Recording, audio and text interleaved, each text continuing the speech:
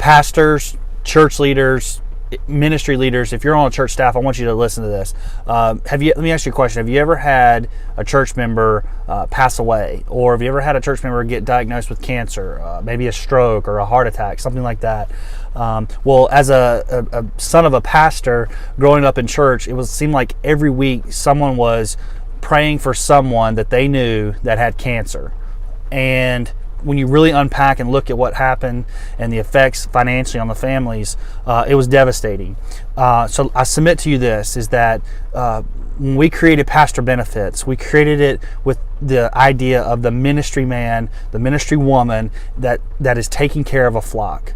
And as church leaders, it's very important that we make sure we take care of those people that we are leading the way that God wants us to.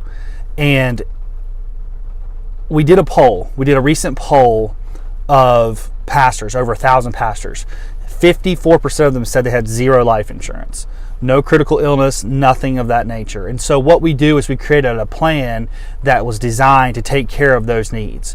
If you get diagnosed with cancer, you can be compensated. Talked to a pastor last week. He's 47 years old. When his wife was 26, she was diagnosed with breast cancer. I asked him, I said, what would a large check have done for you had that happened? And he said it would have been instrumental. It would have been monumental to him and his ministry and his family. And so we created this program designed to fix some of those holes. Because here's what happens. If you pass away, pastor, two things are going to happen. Number one, your family's going to be in transition. We've got to make sure your family's taken care of, okay? The second thing that's going to happen is your church is going to be in transition. So the church has got to now figure out, how are we going to find a new shepherd? How are we going to find a new pastor, a new leader?